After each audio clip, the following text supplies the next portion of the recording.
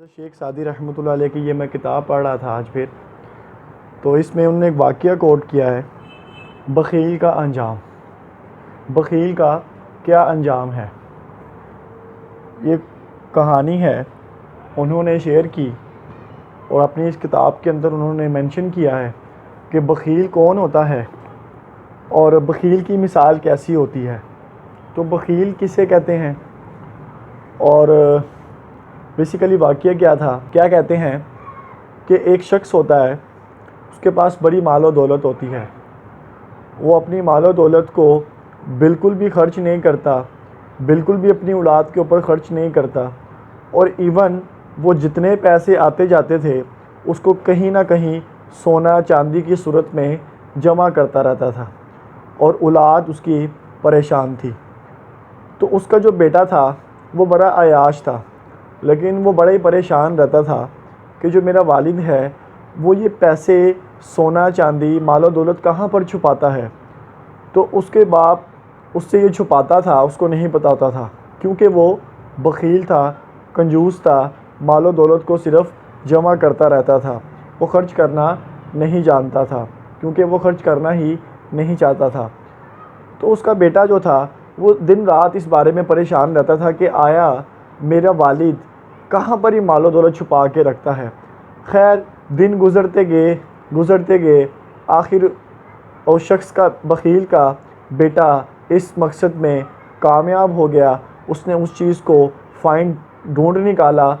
کہ آخر اس کا جو باپ ہے وہ سونا چاندی یا مال و دولت کہاں پر چھپاتا ہے۔ اس نے کیا کیا، وہاں سے مال و دولت نکال کے وہاں پر پتھر رکھ دیے، اور وہ کیا کرنے لگ گیا، اس مال و دولت سے دن رات عیاشی میں گزارنے لگا۔ لیکن اس کے باپ کو اس چیز کی بھنک تک نہیں تھی۔ وقت گزرتا گیا، یہ راز اس کے والد کے سامنے عیاں ہو گیا، اس کا والد بڑا پریشان ہو گیا، اور اس چیز کے بارے میں راتوں کو سوچنے لگ گیا۔ جہاں پر وہ راتوں کو بیٹھ کے سوچا کرتا تھا کہ میری مال و دولت، اس میرے بیٹے نے کیا کر دیا میری مال و دولت کے ساتھ، جو میں نے اتنا عرصے سے سنبھال کے رکھا ہوا تھا، یہ کیا کر رہا ہے اس کے ساتھ۔ وہیں پر اس کا بیٹا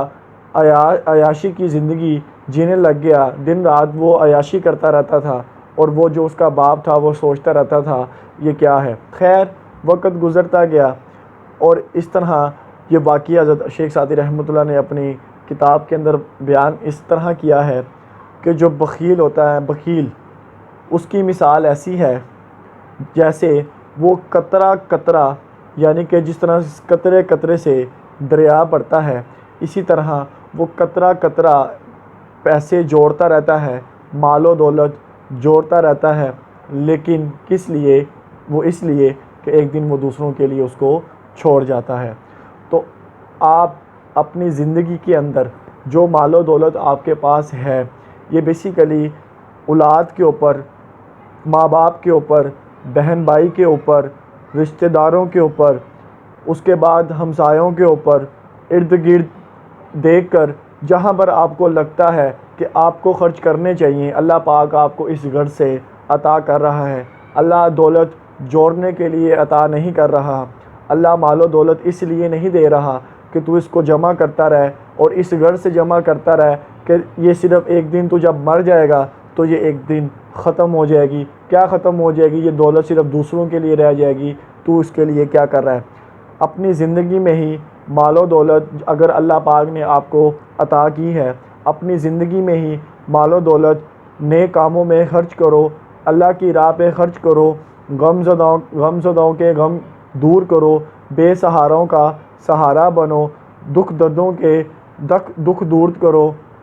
جو غم زدہ لوگ ہیں ان کی پریشانیاں دور کرو، جو کھانا نہیں کھا سکتے، جو کھانے کی استطاعت نہیں رکھتے، اللہ اس کو کھانا اس کو بھی دے کے ہی سلاتا ہے، لیکن آپ اپنے ارد گرد دیکھ کے اپنی مال و دولت کو اچھی طرح خرچ کر سکو، اور آپ کو اچھی طرح اس کو خرچ کرنا بھی چاہیے۔ یہی آپ کی نیکی ہوگی جو آپ نے دنیا میں کمانی ہے، اور اس کا جو آپ کو صلہ ہے وہ روز محشر اللہ پاک آپ کو عطا کر دیں گے۔ محض دولت مت جوڑتے جاؤ، یہ دولت جوڑتے جاؤ، ساری زندگی لگا دو دولت جوڑنے کے لیے، بٹ آپ کیا کرو گے؟ آپ نے تو ایک دن مر جانا ہے، کیونکہ اس دنیا میں جو بھی چیز ہے وہ دائمی نہیں، مطلب ہمیشہ رہنے والی نہیں ہے، یہ زندگی نے ختم ہونا ہے۔ الغرض دنیا کی ہر حد نے ختم ہونا ہے، صرف ایک حد ایسی ہے جو تا قیامت اس کے بعد